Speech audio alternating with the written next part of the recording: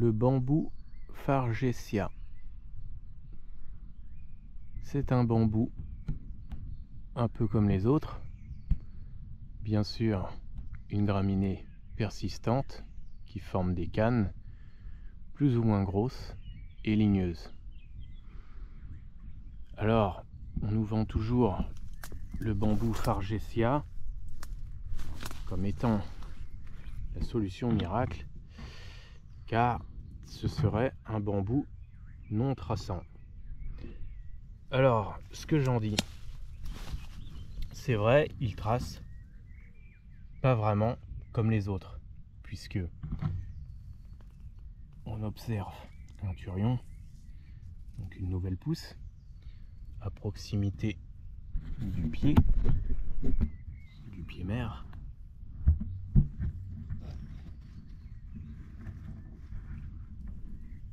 Ici, on voit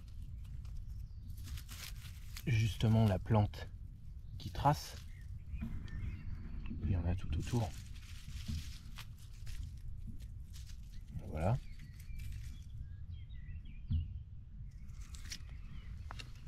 Et alors, ce pied a une dizaine d'années. Alors, en hauteur, c'est vrai que l'avantage, c'est qu'il n'est pas très haut, puisqu'il mesure entre 2 et 3 mètres de hauteur maxi. Il forme beaucoup de cannes très denses, puisqu'il ne trace pas à la même vitesse que les bambous traçants. En fait, il pousse en touffe compacte, mais ça ne veut pas dire qu'il ne s'étale pas, loin de là. Ce bambou a été planté relativement jeune. C'était un pot de 10 litres, donc il mesurait environ, pour mesurer environ 20-25 cm de diamètre. Et regardez ce que ça donne au bout de 10 ans. Alors, est-ce qu'on peut dire que ça ne trace pas? Il a tout de même colonisé plus de 2 mètres de longueur. Alors, il fait environ 2 mètres, un bon 2 mètres de longueur sur à peu près 1,50 m. Ça n'a pas formé une touffe forcément très ronde. C'est un peu ovale. Alors dire qu'ils restent bien gentils, bien disciplinés et qu'ils ne sont pas du tout envahissants, pour moi c'est totalement faux. Ils poussent en touffe compacte, ils se propagent beaucoup moins vite que les bambous traçants, mais on voit bien que c'est tout de même une plante à contrôler, et ce n'est pas une plante sans entretien. Ce n'est pas une plante miracle comme on nous la vend souvent. Cela dit, on le maîtrise beaucoup plus facilement parce que les cannes sont beaucoup plus petites.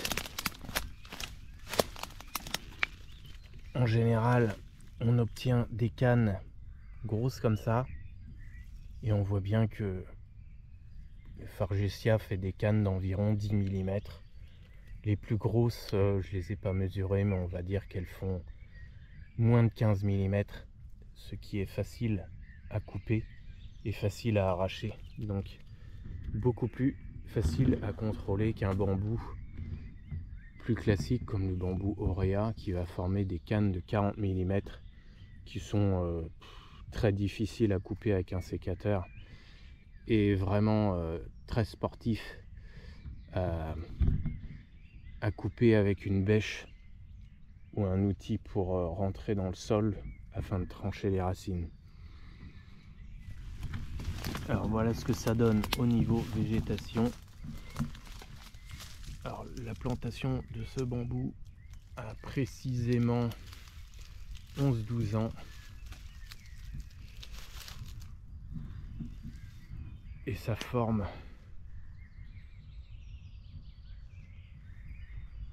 une espèce de masse au niveau du feuillage, environ 2,50 m de hauteur, et au niveau largeur, on va dire que ça fait pas loin de 4 mètres, puisqu'on a toujours des cannes qui se couchent plus ou moins. Alors ce qui a dopé aussi un petit peu le bambou, c'est qu'il a été planté dans une très bonne terre, Et